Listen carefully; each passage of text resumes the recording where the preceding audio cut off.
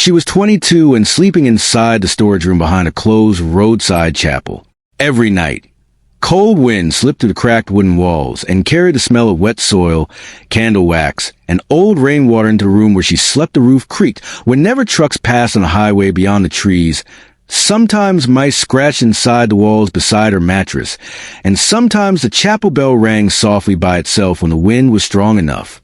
Her name was Elena Ward, and everything she owned fit inside one faded brown suitcase, sitting near the door. 2 sweaters, a flashlight, a small photograph of her grandmother, and $23 folded carefully inside an empty tea tin. 3 months earlier, Elena still had an apartment, a job, a normal life. Then the diner where she worked shut down without warning. Bills piled up fast. The landlord changed the locks 2 weeks later. By the time winter arrived, she was sleeping wherever she could stay unnoticed. That was how she found the abandoned chapel at the edge of Blackwater County. A tiny forgotten building beside a dead cemetery road. Nobody wanted it. The roof leaked. The floor sagged. Half the stained glass windows were broken. The old owner sold it to her for $10 simply because he was tired of paying property taxes on it. It should have felt like a bad decision. But for the first time in months, Elena had a roof above her head, a door she could lock, a place where nobody could throw her out. But what she didn't know was something beneath the chapel floor had been waiting silently for decades. And the deeper she looked into the building, the stranger everything became. Before we continue, if stories like this pull you in the quiet mysteries, forgotten places, and emotional journeys people never expect, subscribe and stay with us until the end, because this story is not really about money. It's about what people leave behind when they think nobody will ever come back for it. Elena's grandmother used to repair old hymn books by hand, not for money, just because she believed old things deserved patience. Her name was Margaret Ward. She lived in a narrow farmhouse beside the river 30 miles north of Blackwater County. Elena spent most of her childhood there, while her mother worked double shifts at a nursing home. Margaret's house always smelled like cinnamon tea dust and old paper. Every evening, she sat beside the window with tiny sewing needles and strips of cloth repairing cracked book spines, while rain tapped softly against the glass. Elena used to watch her for hours. You can tell a lot about people, Margaret once told her, quietly by the things they choose to keep hidden. At the time, Elena thought it was just another strange sentence from an old woman who spent too much time alone. But years later, she would remember every word. Margaret never threw anything away. Old keys sat inside label jars. Letters were stacked carefully in faded shoeboxes. Broken watches rested inside velvet drawers waiting for repairs that never came. Even silence felt organized in that house, especially after Elena's grandfather died. Walter Ward had been a carpenter. Quiet, gentle, the kind of man who sanded old wood slowly because he respected the grain beneath his hands. He built churches, porches, staircases. But mostly he repaired things people abandoned. Margaret once told Elena that Walter believed damaged places carried memories differently than new ones. New buildings only know pride, she said one winter evening beside the stove. Old buildings, no survival. After Walter passed away from lung illness, Margaret changed. Not loudly, not dramatically. She simply became quieter. Some evenings she would stare at the wall clock for long stretches without speaking. Other nights she walked to the farmhouse, carrying an old brass key on a chain around her neck. Elena asked about it once. Margaret smiled gently. Some doors matter more after they're forgotten. That answer stayed in Elena's mind for years, especially after Margaret died, because nobody ever found what the key belonged to. After Margaret's funeral, the family scattered quickly. People took furniture, boxes, kitchen dishes. But Elena kept only 2 things: the photograph she now carried in her suitcase, and the brass key. It felt heavier than it looked. Old, worn smooth near the handle. No markings, no label. For years it sat forgotten inside a drawer, while Elena tried building a normal life. She worked diners, gas stations, small grocery stores. Nothing lasted long. Blackwater County slowly collapsed around her during those years. Factories closed. Storefronts emptied. People moved away. The old cemetery road near the chapel became overgrown with weeds and wild grass taller than fence posts. Even locals stopped driving there after sunset. They said the chapel gave them a strange feeling. Not haunted, just sad, as if something unfinished still waited inside it. The first time Elena saw the building, rainwater dripped from the gutters in long silver lines beneath the gray afternoon sky. The wooden cross above the entrance leaned slightly sideways. Half the cemetery stones behind the chapel had sunk crooked into the earth. And yet, something about the place felt familiar, not visually, emotionally, like walking into a memory she didn't fully recognize. Inside, dust floated through narrow beams of pale light. Old pews sat covered in sheets. The air smelled like mildew and burnt candle wax. And beneath everything else, there was another smell, faint, metallic, almost like wet coins. Elena noticed it immediately, but she couldn't explain why it bothered her.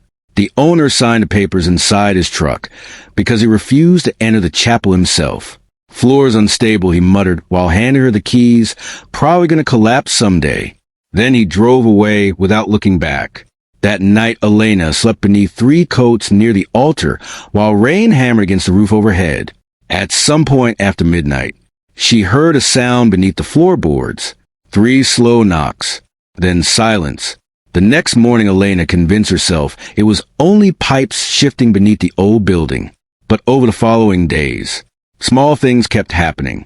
One pew near the back always smelled strangely fresh compared to the others.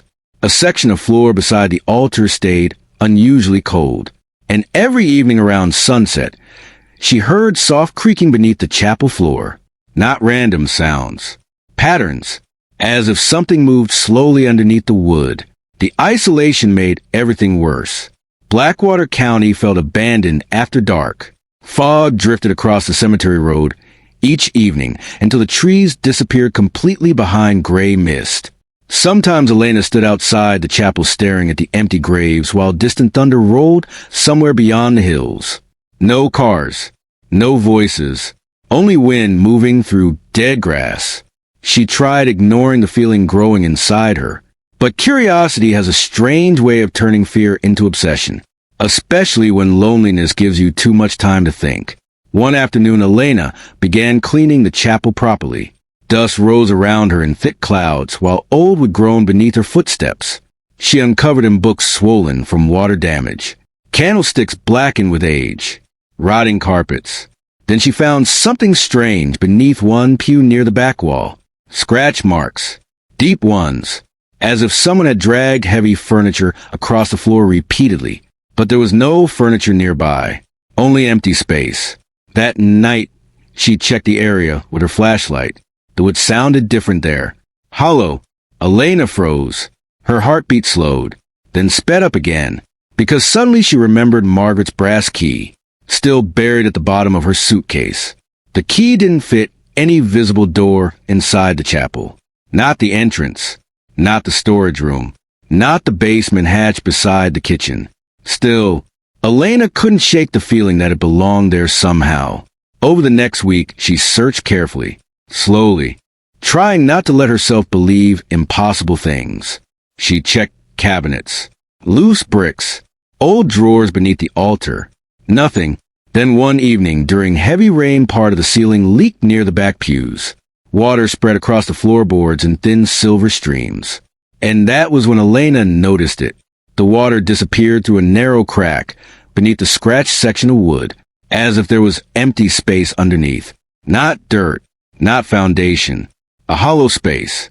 She spent the next 2 hours pulling apart damaged carpet with numb fingers, while rain pounded overhead like distant drums. Finally, she uncovered a small iron ring hidden flush against the floorboards. Her breathing stopped. The ring lifted a square wooden panel, only slightly before sticking hard against swollen wood. Elena pulled harder. Dust exploded upward into her face. Cold air rushed from the darkness below. And with it came that same metallic smell. She noticed her first day inside the chapel. Wet coins, rust, old secrets. The flashlight beam revealed narrow stone steps descending underground. She should have waited until morning. Instead, she grabbed the flashlight tighter and climbed down. The underground room was smaller than she expected. Stone walls, low ceiling, cold enough that her breath turned faintly white in the air. Water dripped steadily somewhere in the darkness. At first it looked empty. Then Elena noticed shelves built into the walls, covered in dust, glass jars, old candles, books swollen with moisture, and, in the far corner, a locked wooden chest. Her stomach tightened immediately, because even from across the room, she somehow knew the brass key would fit. The chest looked ancient, dark oak reinforced with iron bands now orange with rust. Elena approached slowly. Every step echoed softly through the underground chamber. Her fingers trembled while removing the key from her pocket. For one terrible second she thought it wouldn't work. Then the lock clicked open. The sound echoed like a gunshot in the silence. Inside the chest were bundles wrapped carefully in oilcloth, letters, small journals, a leather pouch, and beneath them, stacks of old cash sealed inside wax paper. Elena stared without moving. Her brain refused to process what she was seeing. There had to be thousands of dollars there, maybe more, hidden for decades beneath an abandoned chapel. But it wasn't the money that frightened her most. It was the name written across the first journal. Walter Ward, her grandfather. Elena sat on the cold stone floor for nearly an hour before opening the journal. The handwriting was unmistakable, careful, steady. Her grandfather's entries describe repair work done at the chapel nearly 40 years earlier. At first the pages seemed ordinary. Notes about wood rot, structural damage, foundation repairs. Then the entries changed. Walter wrote about hidden deliveries arriving late at night during the winter of 1978. Boxes carried underground by church officials, locked away secretly beneath the chapel. He never explained exactly where the money came from, only that the local church leaders feared the nearby bank would collapse during an economic crisis affecting Blackwater County. Families were losing farms. Businesses were failing. People panicked. According to Walter's journals, the chapel became a hidden storage place for emergency funds meant to protect struggling local families if the bank shut down permanently. But before the money could be distributed, a fire destroyed county records downtown. Church leaders died over the following years. People moved away. And eventually nobody remaining knew the hidden room existed except Walter. He planned to tell Margaret, but then he became sick. The final pages shook in Elena's hands while she read them. If Elena ever finds this someday, tell her survival matters more than pride. And hidden things are not always buried. Because they're evil, sometimes people hide hope because they're afraid the world will destroy it. Elena cried silently underground beneath the chapel floor. Not because of the money, because suddenly her grandparents no longer felt distant. The strange key, the stories, the quiet sentences Margaret used to whisper, all of it connected here. In this hidden room beneath an abandoned chapel nobody cared about anymore, and inside the leather pouch beneath the journals, Elena found several gold rings, old coins, and enough cash to completely change her life. But she also found something else. A folded letter addressed directly to her. The paper cracked gently as she opened it. Margaret's handwriting. If you are reading this, it began, then you finally learn what patience reveals. Elena did not become rich overnight. The money helped, but much of it was damaged, old, or difficult to exchange legally without investigation. Some bills had become brittle from moisture. Others belonged to series no longer circulated widely. She contacted a lawyer in the nearest city. Carefully, quietly. Eventually, after lengthy legal work and historical verification, part of the hidden funds was declared abandoned property connected to dissolved institutions. The process took almost a year. During that time, Elena stayed inside the chapel, repairing it slowly, learning carpentry from Walter's journals, using old tools she found underground. At first, she made mistakes constantly. Crooked shelves, uneven flooring, leaking pipes. But each repair made the building feel less abandoned. A retired neighbor named Mr. Bennett occasionally stopped by to help after hearing rumors someone was living there again. He taught Elena how to reinforce old beams properly, how to restore stained glass carefully without cracking it. Some evenings they sat outside the chapel sharing canned soup, while sunset turned the cemetery gold behind them. For the first time in years, Elena stopped feeling invisible. The chapel slowly changed too. Fresh paint covered peeling walls. Warm lights glowed through repaired windows. People passing the cemetery road began slowing their cars to look. Months later, Elena transformed part of the building into a small reading room, using Margaret's repaired books and Walter's restored furniture designs. Travelers visited. Locals returned. The forgotten chapel slowly became alive again. Not because of hidden treasure, because someone finally cared enough to stay. People think valuable things always look valuable immediately, but most hidden value does not. Sometimes it looks abandoned, broken, dust-covered, forgotten, just like people. Elena spent years believing her life had collapsed completely, but the chapel taught her something her grandparents understood long ago. Survival changes people quietly. Pain hides lessons inside ordinary moments. And sometimes the things left behind by older generations are not money at all, but patience, skills, warnings, hope.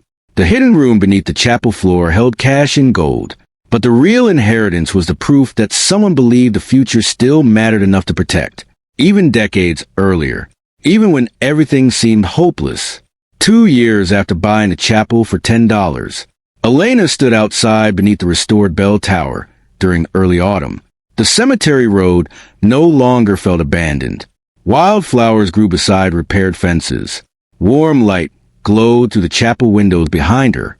The air smelled like rain and pine trees. Inside the building, quiet music drifted softly through restored wooden halls. Elena still carried Margaret's photograph in her coat pocket, but now she understood something she never understood as a child. Her grandmother had never been teaching her about old books, or keys, or forgotten objects. She had been teaching her how to survive loneliness without becoming empty. The chapel saved Elena financially, but more importantly, it gave her a reason to stay alive long enough to become someone new. And sometimes, that is the greatest hidden treasure any person can find. If this story stayed with you, subscribe for more slow burn emotional mysteries like this one. And in the comments, tell us about a place, object, or memory from your family that still feels connected to someone you lost. Sometimes the smallest forgotten things carry the deepest stories.